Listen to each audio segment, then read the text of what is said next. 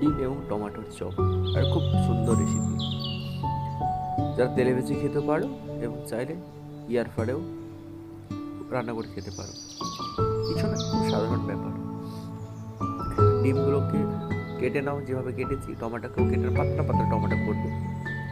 টমেটোর উপরে ডিম দিয়ে দাও, তারপর হালকা করে বিট লবণ ছড়িয়ে দাও, তারপর একটু আদা রসুন পেস্ট, পারলে ধনিয়া পাতা বাটা দিতে পারে, পাতা দিয়েছি, এবং একটু লেবুর রস অ্যাড করে দাও।